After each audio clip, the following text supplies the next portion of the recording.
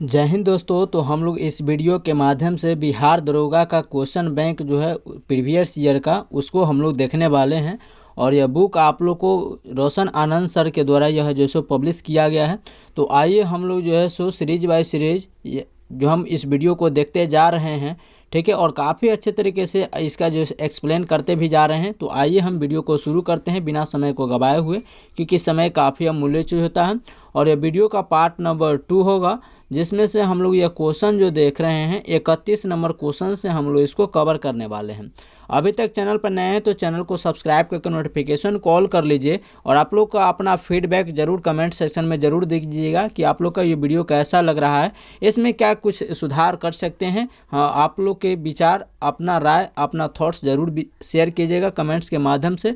और ज़्यादा से ज़्यादा आप लोग इस वीडियो को शेयर कीजिएगा, इस भाई को सपोर्ट कीजिएगा। तो चलिए हम लोग मिलते हैं एक क्वेश्चन की तरफ से, यानी कि क्वेश्चन की ओर शुरुआत करते हैं। क्वेश्चन नंबर 31 होगा, क्योंकि अगर आप लोग रेगुलर वीडियो देखते होंगे तो आप लोगों को पता है कि अब रेगुलर वीडियो आने वाली है। और यह सीरीज नंबर 2 होगा, क्योंकि इससे पहले हम लोग 1 किए हैं, उसमें आपको 30 प्रश्नों को कंप्लीट कराए थे, ठीक है।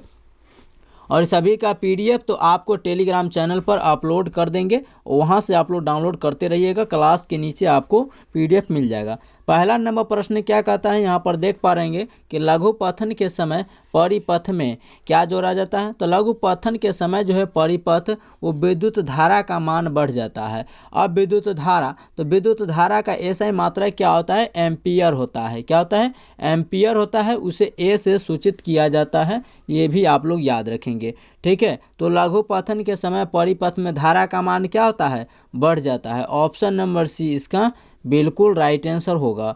इसका एक्सप्लेन देखें, लघु पठन यानी शॉर्ट सर्किटिंग के समय परिपथ में धारा का मान क्या होता है, बढ़ जाता है। यानी कि जब घर में शॉर्ट सर्किट लगता है तो उस समय धारा बढ़ने के कारण ही, जो वोल्टेज बढ़ने के कारण ही शॉर्ट सर्किट लगता है। उसी को हिंदी में क्या कहते हैं, लघु पठन। अगर वोल्टेज बढ़ता ही नहीं, जितना नॉर्मल आ रहा था अगर उतना ही रहता तो ये शॉर्ट सर्किट लगता ही नहीं। और शॉर्ट सर्किट जो होता है ये इसीलिए उड़ता है ताकि आगे का जितने भी सारे इलेक्ट्रॉनिक डिवाइस हैं उसको ज़्यादा वोल्टता न पहुँचे। अगर शॉर्ट सर्किट नहीं लगा रहता तो ये अभी तो शॉर्टेज सर्किट उड़ा है। अगर लगा रहा था, अगर नहीं लगा रहता तो जितने भी सारे एलसीडी या इलेक्ट्रॉनिक डिवाइस घर में लगे होते हैं वो सभी के सभी जल जाते हैं। तो शॉर्ट सर्किट को लगाना काफ़ी आवश्यक है, क्योंकि कभी वोल्टेज बढ़ता है तो कभी घटता है। तो इसी कारण जो है शॉर्ट सर्किट पर ज़्यादा वोल्टेज पड़ता है तो ये अपने आप को उड़ा लेता है, जला लेता है, ताकि आगे का सप्लाई जो है वो रुक जाता है और हमारे घर में जितने भी सारे इलेक्ट्रॉनिक डिवाइस लगे होते हैं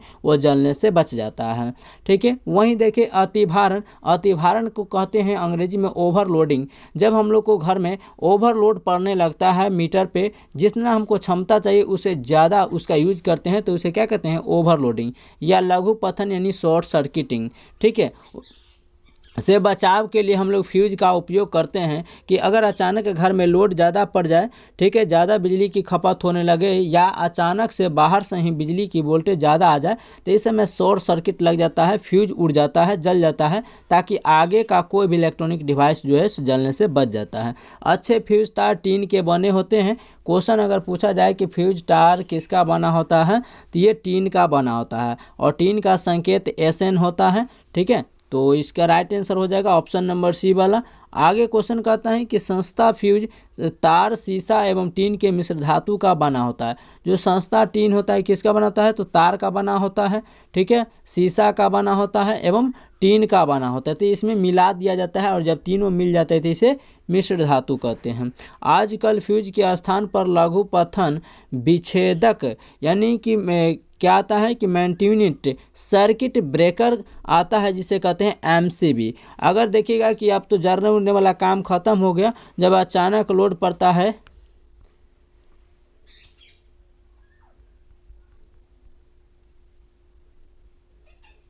ठीक है, जब अचानक लोड पड़ता है हम लोग को घर में, या मान कर चले कि बाहर से ही ज़्यादा बिजली की जो वोल्टेज आ जाती है तो MCB अपने आप से गिर जाती है, ठीक है।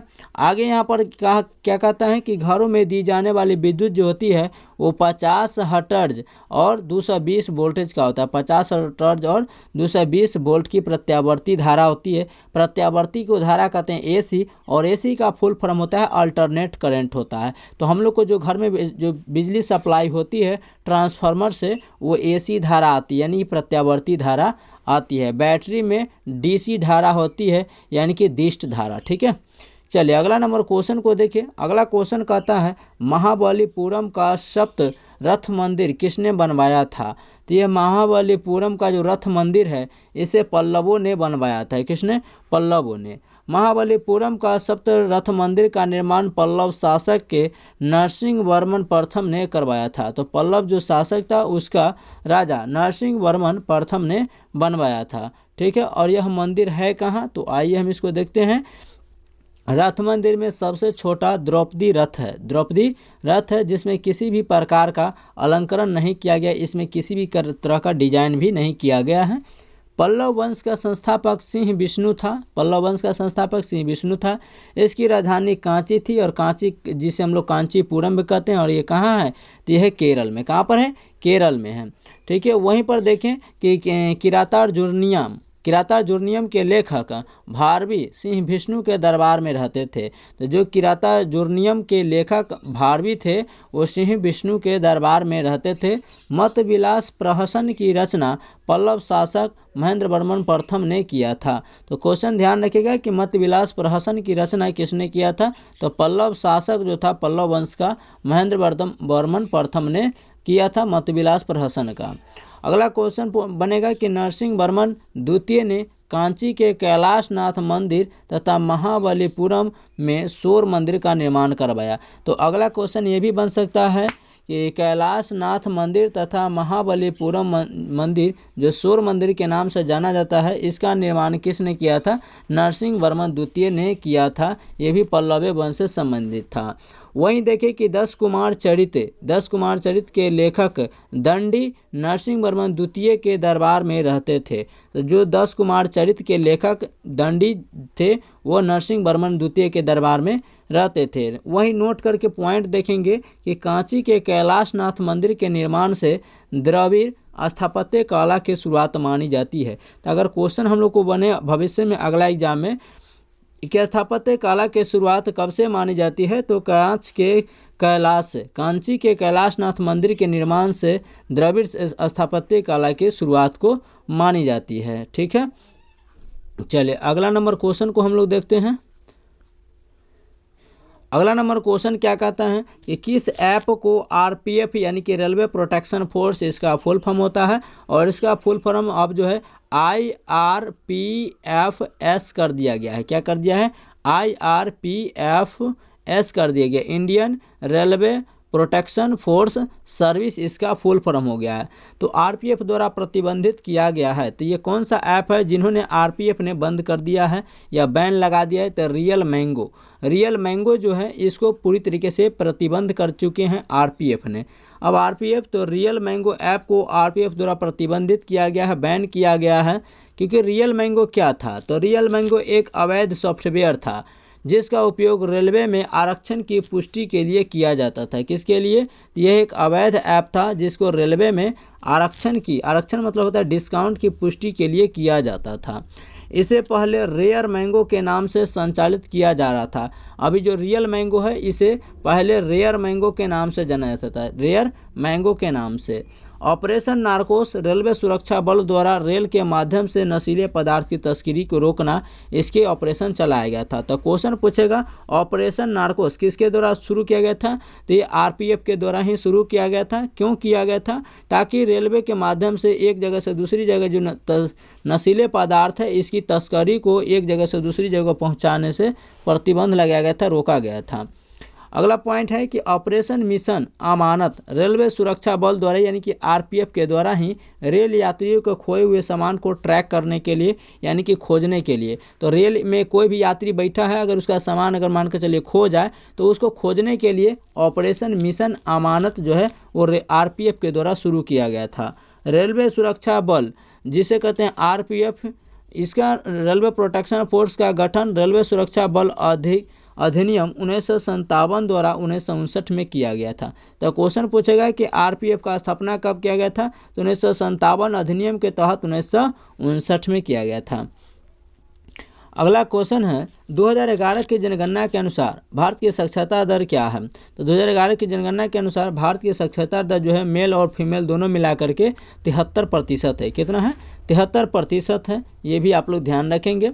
2011 की जनगणना के अनुसार भारत की साक्षरता दर 73% है। अंतिम आंकड़ों के अनुसार ये 74.04% बढ़ गया था जब अंतिम डाटा आया तो उसके अनुसार। अब हम लोग अलग अलग देख लेते हैं कि महिला की साक्षरता कितनी थी और पुरुष की साक्षरता कितनी थी। 2011 की जनगणना के अनुसार पुरुष की साक्षरता दर 82.14% था, यानी 14 कह सकते हैं, लेकिन 14 कहना उचित नहीं होगा, दशमलव के बाद डबल अंक नहीं बोला जाता है। तो 2011 की जनगणना के अनुसार अगर पुरुष की साक्षरता दर देखें तो 82.14% रहा। वहीं सिर्फ महिला की साक्षरता देखें अलग अलग करके तो 65.46% रहा। और लिंगानुपात की बात करें तो यहाँ पर 1000 पुरुष पर कितनी महिलाएं हैं, तो 1000 पुरुष पर जो है 943 महिलाएं हैं। ये काफ़ी लिंगानुपात जो है सो ठीक नहीं है। अगला पॉइंट है कि भारत का शिशु लिंगानुपात जो 7 वर्ष से नीचे का है वो है 919 है। कितना है, 919। वहीं भारत का जनसंख्या घनत्व देखिए तो 382 व्यक्ति प्रति वर्ग किलोमीटर में। कहने का मतलब है कि 1000 मीटर बोलिए या 1 किलोमीटर बोलिए, 1 किलोमीटर बोलिए या 1000 मीटर बोलिए, बात एक ही है। इसमें 1 किलोमीटर या 1000 मीटर में कितने व्यक्ति निवास करते हैं, 382 व्यक्ति निवास करते हैं। लेकिन वहीं बिहार की अगर देखें तो 1100 व्यक्ति 1 किलोमीटर में निवास करते हैं। बताइए कि इसकी काफ़ी हम लोग जैसे एकदम कोचा के बिहार में रहते हैं। 1 किलोमीटर में 1100 और कहाँ भारत में देखेगा तो 382 व्यक्ति सिर्फ 1 किलोमीटर में रहता है। देखिए काफ़ी स्थिति खराब है। इसीलिए पूछा जाता है कि जनसंख्या घनत्व में भारत का कौन सा राज्य अग्रणी है, तो बिहार हो जाएगा। सर्वाधिक जनसंख्या घनत्व कहाँ है, बिहार में है। सबसे कम साक्षरता दर कहाँ है, तो बिहार में है। ठीक है, बिहार की साक्षरता दर अगर टोटल देखें मेल और फीमेल मिलाकर के तो 61.8% है। बिहार का सिर्फ पुरुष का देखें तो 71.2%, महिला का 51.5% है। याद रखने के लिए आसान तरीका है कि अगर पुरुष को देखना है तो पुरुष में 61 में 10 जोड़ दीजिएगा तो 71 पहुंच जाएगा, और महिला वाला को 61 में 10 जोड़ दीजिएगा तो ये आपको पुरुष का साक्षरता दर निकल जाएगा, और 61 में फिर 10 घटा दीजिएगा एक बार तो ये महिला वाला का निकल जाएगा 51। ठीक है, तो ऐसे याद रखिएगा। बिहार का लिंगानुपात कितना है, तो 1000 पुरुषों पर महिलाओं की कितना है, तो 918 है। ये भी तो डाटा एकदम चौपटे है। आगे बिहार का शिशु लिंगानुपात कितना है, 7 साल से कम उम्र वाला, तो ये है 935 है। वहीं देखिए कि बिहार की जनसंख्या घनत्व कितना है, तो 1106। हम तो 1100 बताए थे और ये 1106 हो गया बढ़ करके, कितना 1106 हो गया है। ये भी आप लोग देख सकते हैं। 1 किलोमीटर में बिहार में लोग 1106 व्यक्ति निवास करते हैं। काफ़ी स्थिति खराब है। अगला वहीं पर देखिए कि सर्वाधिक ऊंचाई पर स्थित मतदान केंद्र तासिंगंग किस राज्य में स्थित है। तो सबसे ज़्यादा जो ऊंचाई पर जो बूथिंग है वो कहाँ पर है, तो ये हो जाएगा आपको हिमाचल प्रदेश में। कहाँ पर, हिमाचल प्रदेश में मतदान केंद्र को स्थापित किया गया है, जिसका नाम क्या है, तासिंगंग। और तासिंगंग कहाँ है, हिमाचल प्रदेश में। सर्वाधिक ऊंचाई पर स्थित मतदान केंद्र तासिंगंग हिमाचल प्रदेश राज्य में स्थित है। ठीक है, वहीं पर देखिए कि 2023 के कर्नाटक विधानसभा चुनाव में पहली बार वोट फ्रॉम होम का विकल्प प्रदान किया गया था। क्वेश्चन पूछा जाए कि वोट फ्रॉम होम का विकल्प कहाँ शुरू किया गया था, कर्नाटक में। कब शुरू किया गया था, 2023 में। वहीं वर्तमान में भारत के मुख्य निर्वाचन आयुक्त कौन है, राजीव कुमार जी हैं। कैवें नंबर के हैं, तो 25वें नंबर के हैं, क्योंकि कौन है और कितने क्रम का है तो दोनों याद रखेंगे आप लोग। ठीक है, क्रम 25वां और राजीव कुमार इसके अभी निर्वाचन आयुक्त हो जाएंगे। ठीक है, अगला पॉइंट है कि वर्तमान में बिहार के मुख्य निर्वाचन अधिकारी HR श्रीनिवास है। बिहार का अगर मुख्य निर्वाचन आयुक्त देखें तो भारत के तो राजीव कुमार है, लेकिन बिहार का देखें तो HR श्रीनिवास है। कौन है, HR श्रीनिवास है। ठीक है, अगला पॉइंट को देखिए, रानी दुर्गावती कहाँ की शासिका थी। तो ये 36 नंबर क्वेश्चन है कि रानी दुर्गावती कहाँ की रहने वाली थी। तो चलिए हम लोग इसको देखते हैं कि रानी दुर्गावती जो थी वो कहाँ की रहने वाली थी।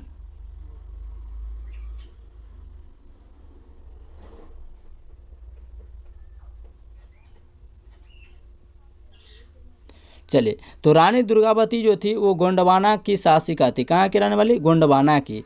ठीक है। रानी दुर्गावती का जन्म 5 अक्टूबर 1524 ईस्वी को प्रसिद्ध राजपूत चंदेल सम्राट कीरत राय के परिवार में हुआ था। तो ये रानी दुर्गावती का जन्म कब हुआ था? तो 5 अक्टूबर 1524 ईस्वी को। कहाँ हुआ था? तो राजपूत चंदेल सम्राट कीरत राय के परिवार में हुआ था। कहाँ पर? कीरत राय के परिवार में। रानी दुर्गावती को बचपन से ही तीरंदाजी तलवारबाजी का बहुत शौक था। रानी दुर्गावती का विवाह 1542 ईस्वी में गढ़कंटक गोंडवाना के शासक दलपत शाह से हुआ था। किसे हुआ था?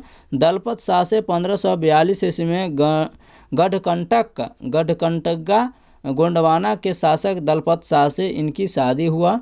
वहीं पर देखिए कि सन 1550 ईस्वी में राजा दलपत शाह की मृत्यु हो गई। दलपत शाह की मृत्यु हो गई। अब तो रानी दुर्गावती वो तो विधवा हो गई। तो रानी दुर्गावती पति की मृत्यु के बाद अपने पुत्र जिनका नाम वीर नारायण था, वीर नारायण को राजगद्दी पर बैठाकर खुद राज्य की शासिका बन गई। ठीक है। तो 1550 ईस्वी में इनके रानी दुर्गावती की पति राजा दलपत शाह का निधन हो जाता है। उसके बाद इन्होंने अपना पति के मृत्यु के बाद अपने पुत्र वीर नारायण को राजगद्दी पर बैठाते हैं और वहां का शासक ये दुर्गावती खुद बन जाती है। अकबर के काल में गोंडवाना पर विजय अभियान आसफ खां के नेतृत्व में शुरू किया गया था। क्वेश्चन पूछा जाए कि अकबर के काल में गोंडवाना पर विजय अभियान किसने शुरू किया? आसफ खां ने शुरू किया, क्योंकि अकबर उस समय उज्बेकों के विद्रोह का सामना कर रहा था। किसका? उज्बेकों का विद्रोह का सामना कर रहा था। अगला पॉइंट है कि 1564 ईस्वी में दुर्गावती को युद्ध में पराजित कर दिया गया था। 1564 ईस्वी में दुर्गावती को युद्ध में पराजित यानी हरा दिया गया। बाद में इस राज्य को अकबर ने इसी राजवंश से संबंधित चंद्र शाह को सौंप दिया गया। किसे सौंप दिया गया? चंद्र शाह को। चलिए 37 नंबर क्वेश्चन को हम लोग देखते हैं। क्वेश्चन है कि निम्नलिखित में से कौन सा रोग बैक्टीरिया जनित है, यानी बैक्टीरिया से होने वाला रोग है? तो ये टाइफाइड है। कौन सा है? टाइफाइड रोग जो है आपको बैक्टीरिया से जनित होने वाला है। टाइफाइड रोग बैक्टीरिया से जनित रोग है। बैक्टीरिया जिसे हम लोग जीवाणु भी कहते हैं, जीवाणु जनित रोग है, क्योंकि बैक्टीरिया अंग्रेजी वर्ड हो जाएगा। आइए जीवाणु से होने वाले रोग को देख लेते हैं। कोढ़ रोग, हैजा, डिप्थीरिया, निमोनिया, टिटनेस, गुनेरिया, प्लेग, क्षय रोग 2 बार दे दिया है, और सिफिलिस इत्यादि जो है रोग, ये जीवाणु या बैक्टीरिया कह सकते हैं, इनसे होने वाला रोग है। वहीं पर हम लोग देख लेते हैं विषाणु। अगला वीडियो जो हम आपको एक डालेंगे, शॉर्ट्स वीडियो डालेंगे, जिसमें हैजा से होने जीवाणु से होने वाला रोग, विषाणु से होने वाला रोग, ये सब के बारे में हम लोग आपको डालेंगे वीडियो। आगे है कि विषाणु जनित रोग निम्न में से कौन है? अब विषाणु जिसे हम लोग वायरस बोलते हैं, क्या बोलते हैं? वायरस। तो वायरस से होने वाले रोग को हम लोग देख लेते हैं। हेपेटाइटिस हो गया, चेचक हो गया, ठीक है, चोचक जिसे छोटी माता कहते हैं, खसरा हो गया, रेबीज हो गया जो कुत्ता को काटने से होता है, और इसको रेबीज हो गया, ठीक है, हर्पिस हो गया, डेंगू ज्वर हो गया, इन्फ्लुएंजा हो गया, एड्स हो गया। एड्स HIV वायरस के कारण होता है, और एड्स का फुल फॉर्म पूछता है एक्वायर्ड इम्यूनो डिफेंसी सिंड्रोम वायरस होता है। वायरस आपको लगाना जरूर है, क्योंकि एड्स वायरस से फैलता है। कौन सा वायरस? HIV virus. और HIV का फुल फॉर्म क्या होता है? ह्यूमन इम्यूनो डिफेंसी वायरस होता है, ठीक है। वहीं पर पोलियो भी देखें तो आपको वायरस से होता है। आगे हम लोग देख सकते हैं कवक। कवक से होने वाला रोग कौन कौन सा है? तो एथलीट फुट जिसे हाथी पाँव कहते हैं, दाद कहते हैं, मदुरा फुट कहते हैं, या खाज खुजली, ये सब कवक से होने वाला रोग है, ठीक है। कोविड-19, तो कोविड-19 को कौन से रोग में रखेंगे? तो कोविड-19 एक श्वसन आधारित रोग है जो कोरोना वायरस विषाणु द्वारा होता है। तो देखिए ये कोरोना एक वायरस था, ठीक है, और इससे होने वाला रोग है जिसका नाम है कोविड-19। 19 हमें यह दिखाता है कि कौन सा साल में यह वायरस उत्पन्न हुआ था, और यह एक विषाणु से होने वाला रोग है। विटामिन की कमी से होने वाला रोग को देख लेते हैं। पहले हम लोग देख सकते हैं कि विटामिन का खोज किसने किया था? तो विटामिन का खोज किया था फंक ने। किसने किया? तो विटामिन का खोज किया था फंक ने किया था। और कब किया था? तो 1911 ईस्वी में। कब?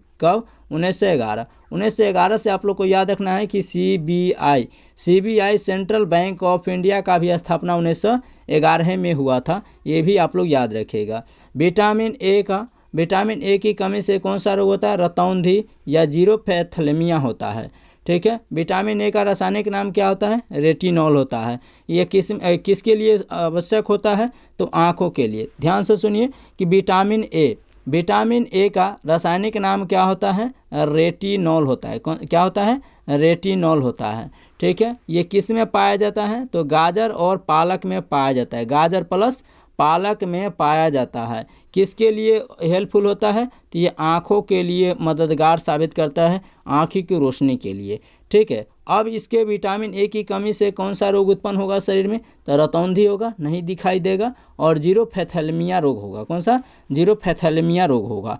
ठीक है, वहीं पर देखिए कि विटामिन बी वन की कमी से बेरी रोग हो जाएगा। विटामिन बी3 से पेलेग्रा नामक रोग होता है। विटामिन बी11 के कमी से पेचिस नामक रोग होता है। ठीक है, वहीं पर देखें कि विटामिन डी को रासायनिक नाम क्या है? तो ये कैल्सीफेरॉल है। क्या है? कैल्सीफेरॉल हो जाएगा। तो ये भी आप लोग याद रखिएगा। क्वेश्चन पूछा जाता है कि विटामिन डी का रासायनिक नाम क्या है? कैल्सीफेरॉल है। ठीक है, और विटामिन डी का स्रोत कौन सा है? विटामिन डी किस में पाया जाता है? तो जितने भी सारे पके हुए फल है वो उसमें पाए जाते हैं।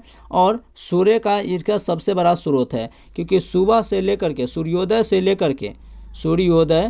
लेकर के 10 बजे तक जो है 10 बजे तक ये सूर्योदय का रोशनी जो होता है वो काफ़ी हेल्पफुल होता है। तो विटामिन डी ये सूर्य का सबसे अच्छा स्रोत माना जाता है। सूर्य में ये विटामिन डी पाई जाती है, और इसकी कमी से रिकेट्स नामक रोग होता है, जो हड्डी को कमज़ोर कर देता है। क्या होता है? इसकी कमी के कारण हड्डी कमज़ोर पड़ जाती है। क्या पड़ जाती है? कमज़ोर पड़ जाती है। वहीं विटामिन के ये कमी से हीमोफीलिया नामक रोग होता है। कौन सा? हीमोफीलिया नामक रोग होता है। ठीक है, चलिए अगला क्वेश्चन को देखिए हम लोग। आइए अगला क्वेश्चन को देखते हैं। अगला क्वेश्चन क्या कहता है, यहाँ पर ध्यान से देखेंगे। 38 नंबर, पाटलिपुत्र के संस्थापक कौन थे? पाटलिपुत्र का पुराना नाम क्या है? तो पाटलिपुत्र का नाम है पुष्पपुरम। क्या नाम है? पुष्पपुरम नाम है। इसी को कुसुमपुरम भी कहा जाता है। कुसुमपुरम कहा जाता है। ठीक है, ये भी आप लोग याद रखिएगा। पाटलिपुत्र का पुष्पपुरम, कुसुमपुरम, और अभी वर्तमान में पटना के नाम से जानते हैं।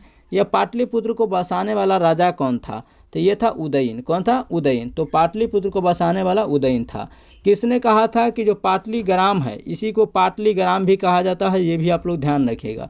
इसका पुराना नाम क्या है? पाटलीग्राम। किसने कहा था कि पाटलीग्राम या पाटलिपुत्र भविष्य में एक बड़ा शहर बनेगा, और इसका डर हमेशा किससे बना रहेगा? आग से डर रहेगा, पानी से डर रहेगा, और युद्ध से। आग, पानी, युद्ध से हमेशा यह भयभीत शहर रहेगा। किसने कहा था? भगवान बुद्ध ने बोले थे। किसने बोले थे? भगवान बुद्ध ने बोला था। ये भी आप लोग याद रखिएगा। पाटलिपुत्र को बसाने वाला संस्थापक कौन है? उदयन हो जाएगा। क्लियर है? आइए हम इसका एनालिसिस देखते हैं, एक्सप्लेन करते हैं कि पाटलिपुत्र के संस्थापक उदयन थे। उदयन हर्यक वंश का शासक था। क्वेश्चन पूछा जाए कि उदयन कौन सा वंश से बिलोंग करता था? तो हर्यक वंश से। हर्यक वंश का संस्थापक बिंबिसार था। हर्यक वंश जो बसाने वाला था, वो हर्यक वंश का संस्थापक कौन था? फाउंडर कौन था? तो ये बिंबिसार था। ठीक है, और यह पाटलिपुत्र के बसाने वाला उदयन था, और उदयन यही हर्यक वंश का शासक था। बिंबिसार का पुत्र अजातशत्रु था। तो बिंबिसार का पुत्र कौन था? तो इसका पुत्र था अजातशत्रु, और अजातशत्रु तथा अजातशत्रु का पुत्र उदयन था। कहने का मतलब है कि बिंबिसार हो गया, मान के चलिए ये दादा हो गया किसका? तो दादा हो गया, और ये हो गया पिता। क्या हो गया? ये हो गया पिता, और अजातशत्रु और उदयन हो गया बेटा। क्या हो गया? बेटा हो गया। यानी कि उदयन का दादा कौन? बिंबिसार। उदयन का बाप कौन? अजातशत्रु। ठीक है, और यह बिंबिसार ही था जो हर्यक वंश को स्थापना किया था। यानी कि उदयन के दादा बिंबिसार थे, यह हर्यक वंश को स्थापना किए थे, और यह पिता अजातशत्रु के पुत्र उदयन था। इन्होंने ही पाटलिपुत्र को बसाया था। 460 ईसा पूर्व में मगध की गद्दी पर बैठा था। तो उदयन जो था वो 460 ईस्वी में मगध की गद्दी पर बैठा था। ये भी एग्जाम के पॉइंट ऑफ व्यू से मोस्ट इंपोर्टेंट हो जाएगा। अगला पॉइंट है कि उदयन ने पाटलिपुत्र को मगध की राजधानी बनाया था। क्वेश्चन भविष्य के एग्जाम में पूछा जाए कि पाटलिपुत्र की मगध की राजधानी किसने बनाया था? तो मगध की राजधानी पाटलिपुत्र को बनाने वाला कौन था? यही था उदयन। बिंबिसार का पोता अजातशत्रु का बेटा था। पूर्व में राजधानी राजगिरी कर दिया गया। उसके बाद उससे पहले क्या था? तो राजगिरी, यानी कि जिसे हम लोग राजगीर बोलते हैं। क्या बोलते हैं?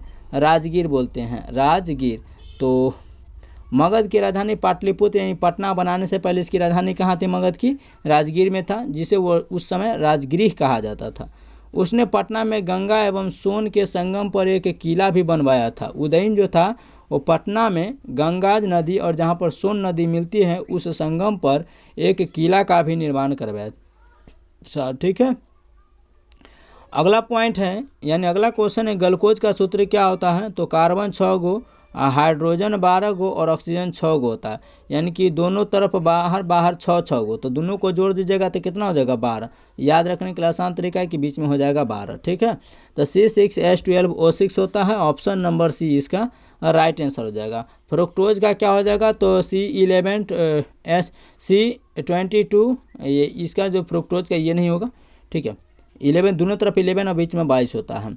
आइए ग्लूकोज को देख लेते हैं और अन्य सूत्र भी देख लेते हैं। ग्लूकोज का सूत्र C6H12O6 होता है। परीक्षा उपयोगी महत्वपूर्ण सूत्र को देख लेते हैं। जैसे व्यापारिक नाम हो गया भारी हाइड्रोजन, और जिसका रासायनिक सूत्र क्या होता है तो डी होता है। क्या होता है, भारी हाइड्रोजन का रासायनिक साथ जो सूत्र होता है डी होता है। हाइड्रोजन को भविष्य का ईंधन कहा जाता है। हाइड्रोजन को भविष्य का ईंधन कहा जाता है, ये भी आप लोग याद रखिएगा। हाइड्रोजन को भविष्य का ईंधन कहा जाता है। हाइड्रोजन को आवारा तत्व के भी नाम से जानते हैं। आवारा तत्व के भी नाम से जानते हैं।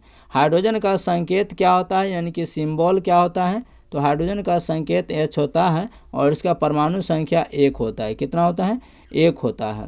वहीं भारी जल, तो भारी जल को D2O कहते हैं। ड्यूटेरियम ऑक्साइड इसे बोलते हैं। लाफिंग गैस जिसे हंसाने वाला गैस बोलते हैं, नाइट्रस ऑक्साइड इसका सूत्र होता है N2O और रासायनिक नाम नाइट्रस ऑक्साइड होता है। वहीं शुष्क बर्फ जिसे हम लोग कार्बन डाइऑक्साइड के रूप में जानते हैं, तो शुष्क बर्फ को कार्बन डाइऑक्साइड कहते हैं। सूत्र CO2 होता है और वायुमंडल में 0.03% पाई जाती है। वहीं नाइट्रोजन को देखें तो नाइट्रोजन वायुमंडल में सर्वाधिक मात्रा में पाई जाने वाली गैस है जो 78% है। वहीं हमारा ऑक्सीजन कितना प्रतिशत है, तो ऑक्सीजन कह सकते हैं कि 20.99%, यानी कह सकते हैं 21%। इसमें कोई दिक्कत नहीं होने वाला है। ठीक है, एक्यूरेट जो डाटा है वो 20.99 है, यानी कह लीजिए 21%। ठीक है, सर्वाधिक वायुमंडल में कौन सी गैस पाई जाती है, 78। समझ सकते हैं कि वायुमंडल में 0.03% होने के नाते भी यह पूरा दुनिया को जैसे चिंतित करके रख चुका है। भविष्य हमारा खतरा में है, समझ सकते हैं। बेकिंग सोडा जिसे खाने वाला सोडा कहते हैं, उसका सूत्र होता है सोडियम बाइकार्बोनेट होता है, जिसका सूत्र होता है NaHCO3 होता है। वहीं धोबन सोडा जिसे हम लोग सरफ बोलते हैं, ये बेकिंग सोडा क्या होता है जानते हैं, जो खाबर सोडा ना कहते हैं हम लोग आम बोलचाल की भाषा में। खाबर सोडा जो हम लोग को ठेकुआ में रखाता है या होटल उटल में देखिएगा कि लिट्टी उट्टी में यही ना रखता है कि ताकि इतनी को मैदा लेता है लोहिया और बड़का बड़का को लिट्टी एकदम फुला फुला के कर देता है और खाने में काफ़ी मज़ा लगता है, बाद में पता चलता है लोटा लेकर दौड़ने में। ठीक है, तो धोबन सोडा, तो धोबन सोडा जो होता है जिसे हम लोग सरफ कहते हैं, और Na2CO3 × 10H2O इसका सूत्र होता है। साधारण नमक जिससे हम लोग सोडियम क्लोराइड बोलते हैं, NaCl होता है। ठीक है, प्लास्टर ऑफ पेरिस CaSO4 और × 1/2 H2O होता है। वहीं जिप्सम का तो CaSO4 × 2H2O होता है। जल गैस का तो Ca कार्बन मोनोऑक्साइड और प्लस में हाइड्रोजन होता है और कोबाल्ट होता है वहाँ पर। और इथाइल C2H5OH होता है इसका सूत्र। मंड का, तो ये सब उतना एग्जाम के लिए नहीं पूछा जाता है। हाँ, मंड वाला थोड़ा सा पूछ लेता है। मंड यानी स्टार्च C6H10O5 के होल ट्वाइस N होता है। ठीक है, और फॉर्मेलिन तो SCHO या CH2 होता है। और यहाँ पर क्योंकि दोनों सूत्र सेम है, देखिए ना, हाइड्रोजन का 1 2, तो यहाँ पर 2 हाइड्रोजन दे दिया है और 1 ऑक्सीजन है, 1 कार्बन है। वहीं पर देखिए सिरका किस में पाया जाता है, आप लोग कमेंट्स में ज़रूर बताइएगा। CH3COOH होता है इसका। मार्स गैस जिसे CH4 कहते हैं, इसे मीथेन गैस के भी नाम से जानते हैं। क्वेश्चन पूछा जाता है कि मीथेन गैस कहाँ पाई जाती है, तो दलदली क्षेत्रों में। कहाँ पर, दलदली क्षेत्रों में पाए जाते हैं। दलदली क्षेत्र कहाँ होता है, तो जहाँ पर हम लोग धान न रोपते हैं कदवा करके, उसी को कहा जाता है दलदली क्षेत्र, गिल्ला भूमि। चलिए अगला क्वेश्चन क्या है, 40 नंबर। कोठारी आयोग का संबंध किससे है, तो कोठारी आयोग का संबंध शिक्षा से है। किससे है, शिक्षा यानी एजुकेशन से है। ऑप्शन नंबर डी इसका बिल्कुल राइट आंसर होगा। आइए इसका देखते हैं कि कोठारी आयोग का संबंध शिक्षा से है। सन 1964 में भारत सरकार ने डॉक्टर दौलत सिंह कोठारी की अध्यक्षता में स्कूली शिक्षा प्रणाली को नया आकार देने के लिए, शिक्षा व्यवस्था को सुधारने के लिए नई दिशा देने का उद्देश्य से कोठारी आयोग का गठन किया था, ताकि शिक्षा व्यवस्था सही हो सके। डॉक्टर कोठारी इस समय विश्वविद्यालय अनुदान आयोग यानी UGC विश्वविद्यालय अनुदान आयोग के अध्यक्ष थे। क्या थे उस समय, यह कोठारी इस समय विश्वविद्यालय अनुदान आयोग UGC के अध्यक्ष थे।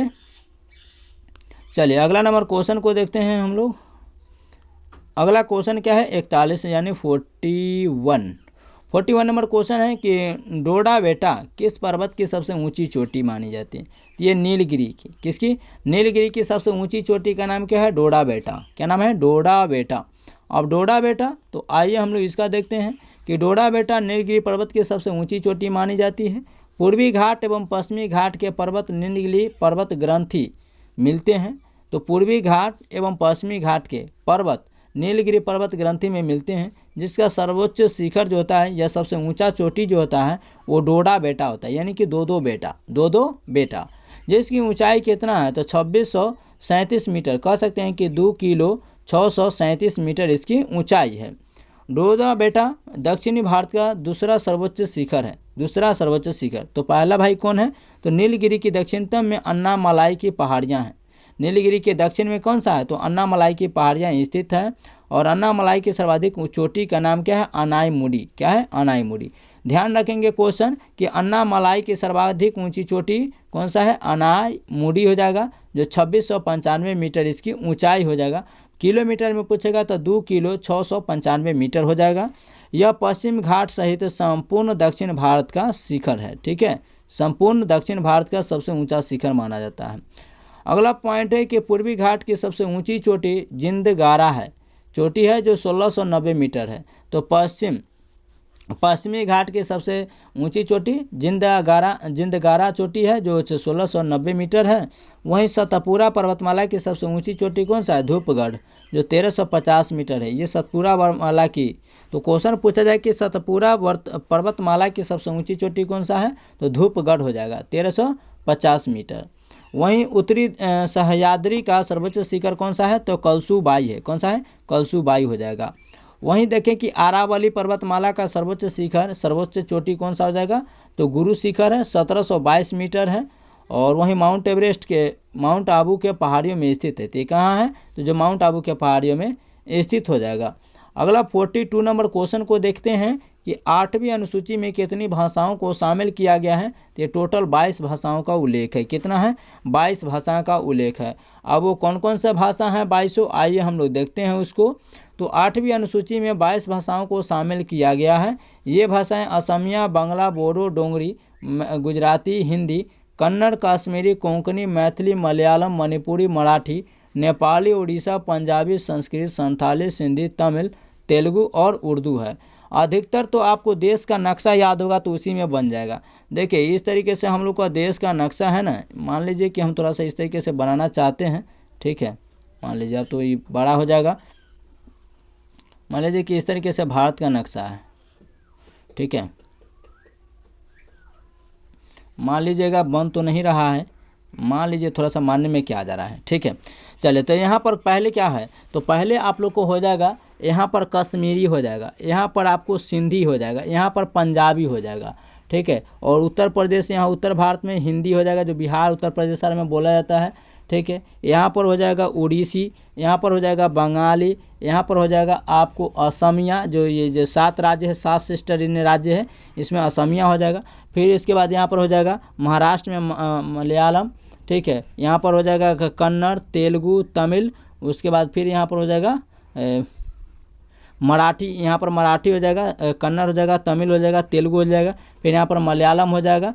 ठीक है, ये हो गया। उसके बाद उर्दू संस्कृत हो जाएगा, उर्दू संस्कृत। तो ये आप लोग आधा से ज़्यादा तो यहाँ से याद कर लीजिएगा, उर्दू हो जाएगा, प्लस में इधर पे संस्कृत हो जाएगा। ठीक है, संस्कृत हो गया। उसके बाद और नेपाली, मणिपुरी, कोंकणी, नेपाली, मणिपुरी और कोंकणी हो जाएगा। ठीक है, उसके बाद बोडो, डोंगरी, मैथिली, संथाली, ये 4 को कौन सा है, तो ये 3 को हो गया नेपाली, मणिपुरी, कोंकणी। 4 में कौन हो जाएगा, तो इधर हो जाएगा बोडो, डोगरी, मैथिली और संथाली। तो ये 4 को इधर हो गया।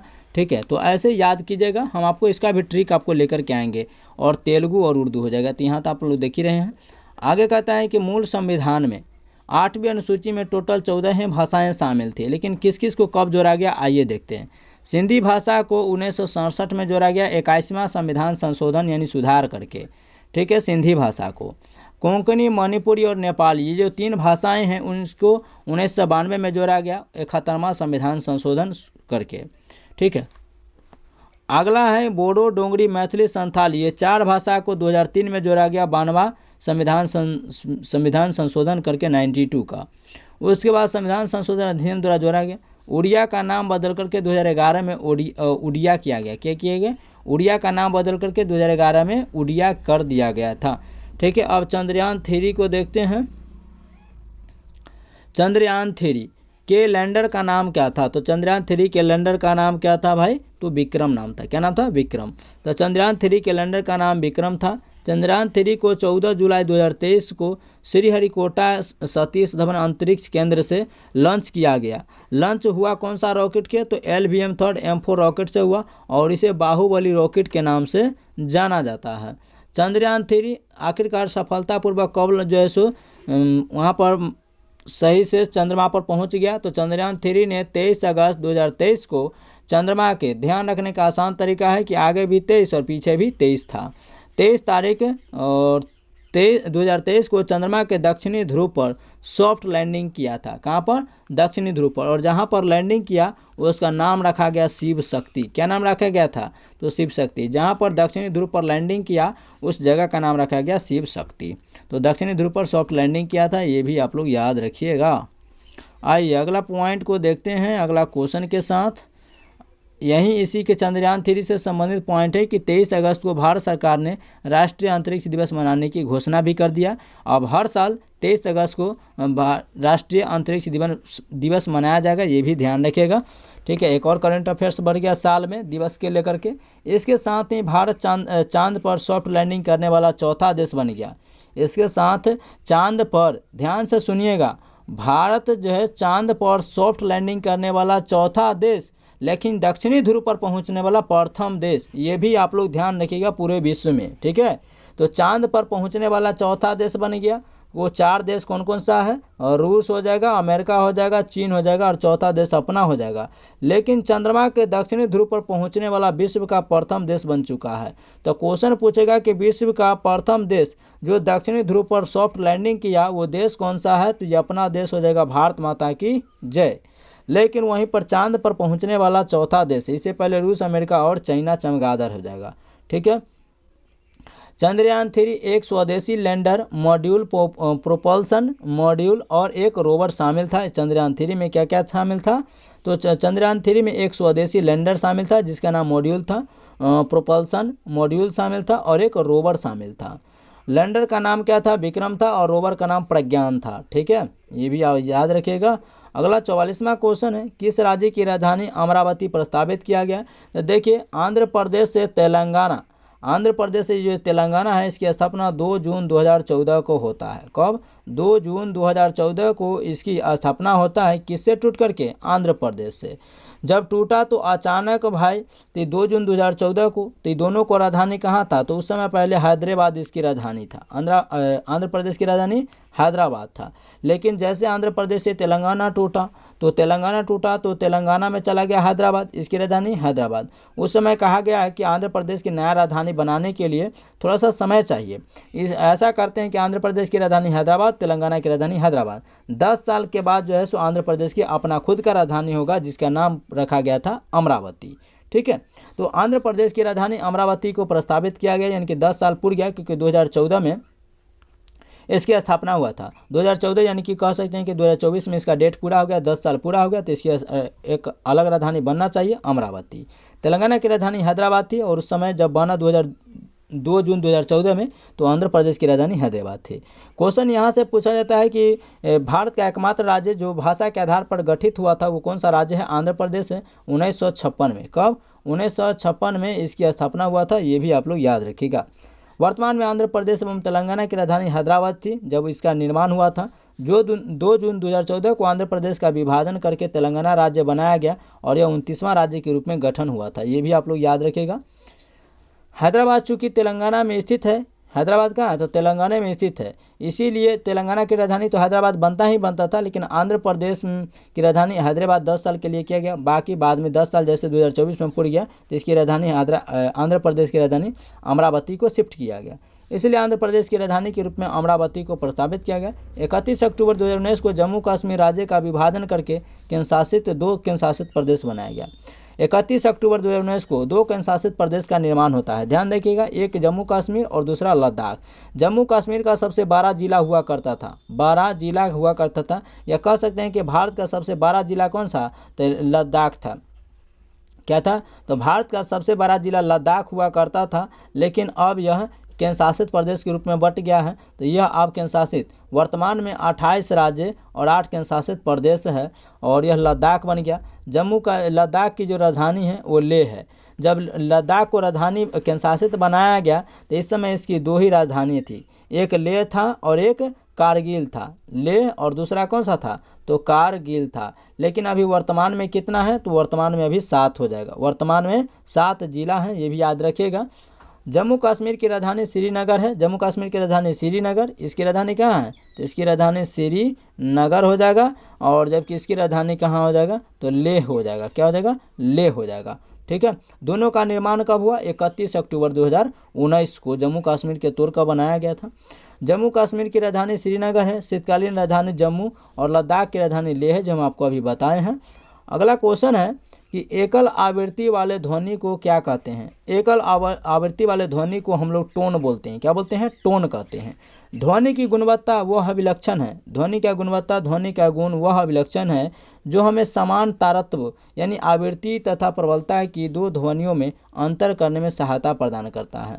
तो ध्वनि गुणवत्ता का अभिलक्षण या ध्वनि का गुण क्या है? कि हमें तारत्व और प्रबलता की दो ध्वनियाँ जो होती हैं उसमें अंतर स्पष्ट करने का हेल्प करता है।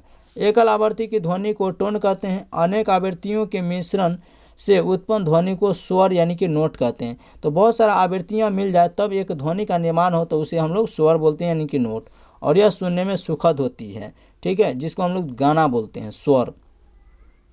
अगला 46 नंबर क्वेश्चन है कि निम्नलिखित में से कौन मानव हार्मोन नहीं है? तो है उसको पहले छांट लेते हैं। ठीक है, और जो नहीं होगा उसको हम छांट देंगे। इंसुलिन है, एस्ट्रोजन है, कैल्सीटोनिन है, लेकिन साइटोकाइनिन नहीं है, क्योंकि साइटोकाइनिन यह पादप का हार्मोन है। किसका है? पादप हार्मोन हो जाएगा। ये भी आप लोग याद रखिएगा। इंसुलिन की कमी से कौन सा नामक रोग होता है? तो मधुमेह। इंसुलिन जब ब्लड में कम निर्माण होती है, ब्लड में कम मिश्रित होती है, तो मधुमेह नामक रोग होता है, जिसे हम लोग डायबिटीज बोलते हैं। क्या बोलते हैं? डायबिटीज नामक रोग बोलते हैं। ठीक है, तो ये भी आप लोग याद रखिएगा। अगला पॉइंट क्या है कि साइटोकाइनिन मानव हार्मोन नहीं है, क्योंकि साइटोकाइनिन एक पेड़ पौधा में पाया जाने वाला हार्मोन है। इसकी खोज मिलर, स्क्रूग और स्ट्रॉन्ग ने 1955 इसमें किया था। साइटोकाइनिन पादप में पाया जाने वाला हार्मोन है, इसका खोज किसने किया? मिलर ने, स्क्रूग ने और स्ट्रॉन्ग ने किया था। लेकिन कब? 1955 में किया था। यह बौने पौधे को लंबा करने में मदद करता है। कहने का मतलब है कि पेड़ वृद्धि किस हार्मोन के कारण होता है? साइटोकाइनिन के कारण होता है। साइटोकाइनिन के कारण ही पेड़ पौधा लंबा होता है। पौधे में निम्नलिखित हार्मोन्स पाए जाते हैं। अब वो कौन कौन सा हार्मोन है, आइए भाई हम आगे देखते हैं कि पेड़ पौधा में कौन कौन सा हार्मोन है। टोटल आप लोग को दिखाते हैं कि कौन कौन सा पेड़ पौधा में हार्मोन पाए जाते हैं। पहला है ऑक्सिन हार्मोन। यह पौधे की वृद्धि को नियंत्रित करने का काम करते हैं। कहने का मतलब है कि पौधा इतना बड़ा ना बन जाए कि जैसे क्षमता से अधिक हो जाए ताकि टूट सके, तो पौधा ज़्यादा बड़ा ना हो, इसको कंट्रोल करने का काम ऑक्सिन है। जिब्रेलिन्स यह बौने पौधे को लंबा करने का काम करता है। एब्सिसिक एसिड यह वृद्धि रोधक हार्मोन है, यानी कि कोई भी पौधा को वृद्धि करने में, बढ़ने में रोकने का कार्य करता है। यह बीजों को सुप्त अवस्था में रखता है। अगला है एथिलीन। यह एकमात्र हार्मोन है जो गैसीय रूप में पाया जाता है। क्वेश्चन पूछेगा कि पेड़ पौधा में वो कौन सा हार्मोन है जो एक गैस के रूप में भी पाया जाता है और हार्मोन के रूप में भी, तो वह है एथिलीन। फलों को पकाने वाला, जैसे प्राकृतिक तौर पर फलों को पकाने वाला कौन सा हार्मोन है? एथिलीन। यह हार्मोन के साथ साथ गैस के रूप में पाया जाने वाला भी हार्मोन है एथिलीन। फलों को पकाने का यही काम करता है। तो पेड़ पौधा में जो फल पकता है ये इसी हार्मोन के कारण। यह फलों को पकाने व मादा पुष्पों की संख्या में वृद्धि करता है।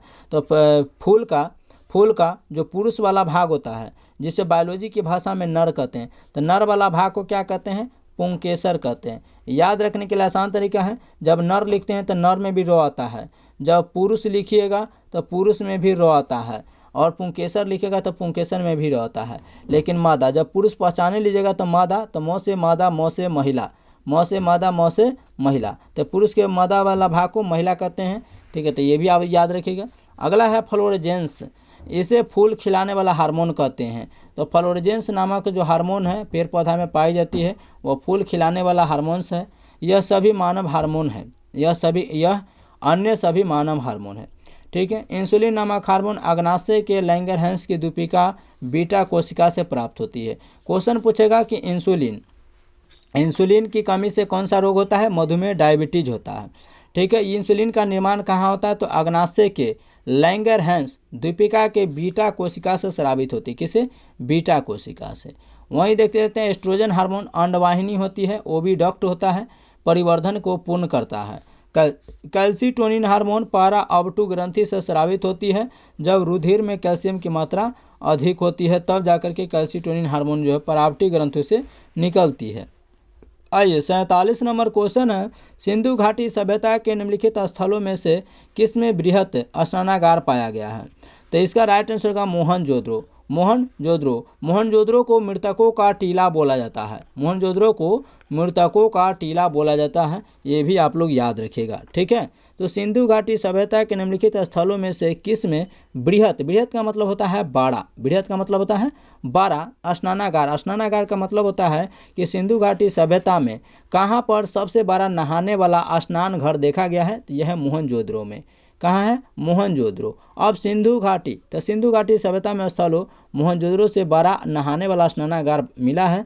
कांसे की नर्तकी की मूर्ति कहाँ से मिला है? मोहनजोदड़ो। कांसे मतलब समझते हैं ना, ब्रॉन्ज का बना हुआ नाचने वाली एक मूर्ति का जैसे चित्र मिला है मोहनजोदड़ो से।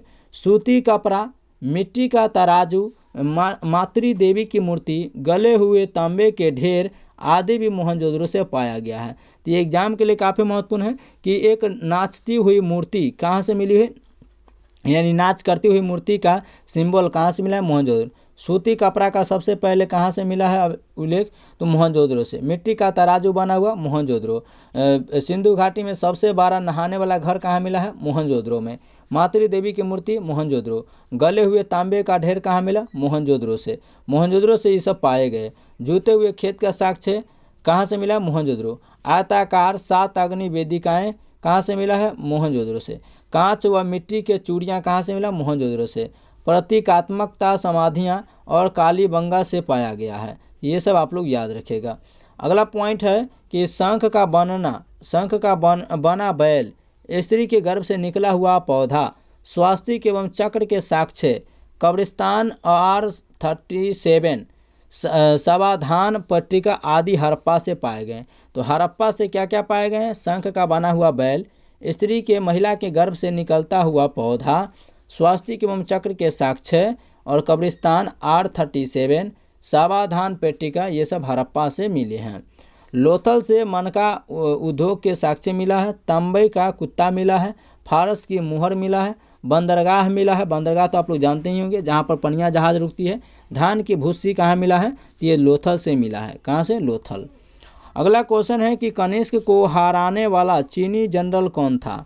तो कनिष्क को हराने वाला चीनी जनरल पान चाओ था। कौन था? पान चाओ। ऑप्शन नंबर सी इस प्रश्न का बिल्कुल राइट आंसर है। कनिष्क को हराने वाला चीनी जनरल पान चाओ था। कनिष्क का चीन के शासक पान चाओ से युद्ध हुआ था। कनिष्क को चीन के जो शासक थे पान चाओ, इससे इसका झगड़ा हो गया, जिसमें पहले कनिष्क की पराजय हुई। पहले कनिष्क की और बाद में विजय हुआ, बाद में विजय भी हुआ था। तो पहले हार गया था, दूसरा बार में जीत गया। कनिष्क कुषाण वंश का महानतम शासक था। तो कुषाण वंश का सबसे ताकतवर शासक और महान शासक कौन था? कनिष्क था। उसने 78 ईस्वी में अपना राज्यारोहण किया तथा उसके उपलक्ष्य में शक संवत चलाया था। तो शक संवत किसने चलाया था? कनिष्क ने। कौन सा ये वंश का था? तो कुषाण वंश का सबसे महान शासक में से एक था, महान योद्धा में से एक था। इसे वर्तमान में भारत सरकार द्वारा प्रयोग मार्च 1957 से लाया गया था। तो जो कनिष्क था, इन्होंने शक संवत को चलाया था और यह शक संवत को चलाया भारत सरकार द्वारा। इसका उपयोग मार्च 1957 से इसकी शुरू किया गया उपयोग करना। ठीक है, अगर ये अगला नंबर क्वेश्चन को हम लोग देखते हैं। और अगला नंबर क्वेश्चन है कि कनिष्क की प्रथम राजधानी कहाँ थी, तो पेशावर। और पेशावर अभी वर्तमान में कहाँ, पाकिस्तान में, ये भी आप लोग याद रखिएगा। तो कनिष्क की प्रथम राजधानी पेशावर थी, पुरुषपुर जिसे कहा गया था उस समय, पुरुषपुर कहा जाता था उस समय, अभी पेशावर कहा जाता है, और पेशावर अभी वर्तमान में पाकिस्तान में है। दूसरी राजधानी इसकी मथुरा थी, और मथुरा जो है वो कृष्ण जी का जन्मस्थली है, उत्तर प्रदेश में पड़ता है। वृंदावन। कनिष्क ने कश्मीर जीत करके कनिष्कपुर नामक नगर को बसाया। क्वेश्चन पूछेगा कनिष्कपुर नामक नगर किसने बसाया, कनिष्क ने। अब नाम से स्पष्ट हो जाएगा, पकड़ा जाएगा। अगला कहता है बजरंग पूनिया का संबंध किससे है, तो बजरंग पूनिया जो है कुश्ती से संबंधित है, हरियाणा का ये बंदा है, हरियाणा का रहने वाला है। ठीक है, बजरंग पूनिया का संबंध कुश्ती से है। प्रमुख खिलाड़ी एवं संबंधित खेल को देख लेते हैं जो एग्जाम के पॉइंट ऑफ व्यू से काफ़ी महत्वपूर्ण होगा।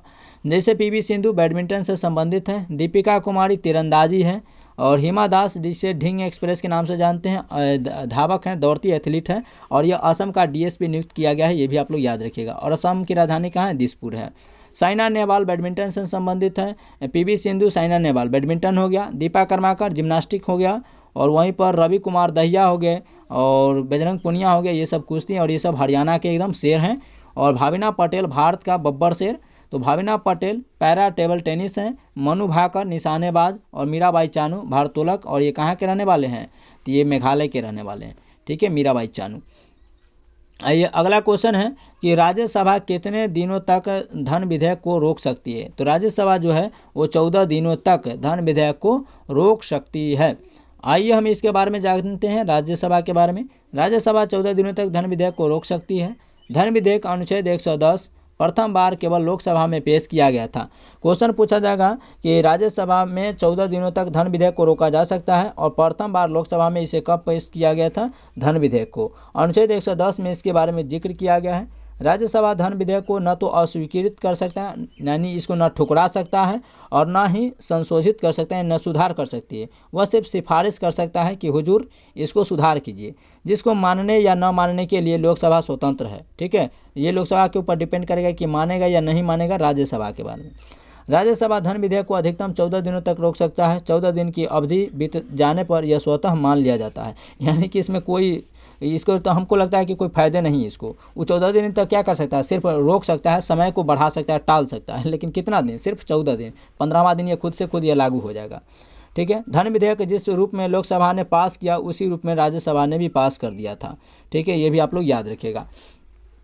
कोई भी जैसे बिल आता है तो बिल कब तब तक का लाता है जब तक लोकसभा से, देखिए लोकसभा से यह पास हो जाए, फिर उसके बाद राज्यसभा इस पर साइन कर दे। ठीक है, तो ये भी पास हो गया। जब तक लोकसभा राज्यसभा इसको पास नहीं करते और राष्ट्रपति इस पर साइन नहीं करते तब तक बिल कहलाता है, और जब यह राष्ट्रपति यानी कि भारत के प्रेसिडेंट इस पर साइन कर देते हैं तब यह जाकर के कानून यानी कि एक्ट कहलाता है। क्या कहलाता है, कानून बन जाता है। ठीक है, चलिए अगला क्वेश्चन को देख लीजिए, 51 नंबर है। 51 नंबर क्वेश्चन को देखते हैं हम लोग फटाफट। चलिए, तो 51 नंबर क्वेश्चन से हम लोग नेक्स्ट वीडियो में करेंगे, ताकि वीडियो ज़्यादा लंबा ना हो, ताकि आप लोग को भी देखने में, अगर आप लोग सजेशन कर सकते हैं कि क्या 1 घंटा से ज़्यादा का वीडियो भी चलेगा, तो आप लोग कमेंट्स कर सकते हैं। कोई सुझाव हो, आप लोग को सजेशन हो तो आप लोग बता सकते हैं, कोई बुक के बारे में। ठीक है, तब तक के लिए मिलते हैं नेक्स्ट वीडियो में। तब तक के लिए जय हिंद, मस्त रहिए, स्वस्थ रहिए, और अपने लक्ष्य के प्रति व्यस्त रहिए। सफलता एक दिन में नहीं मिलता है, लेकिन एक न एक दिन जरूर मिलता है, अगर लगातार कंटिन्यू चलते रहते हैं तो। ठीक है, चलिए जय हिंद सभी लोग को।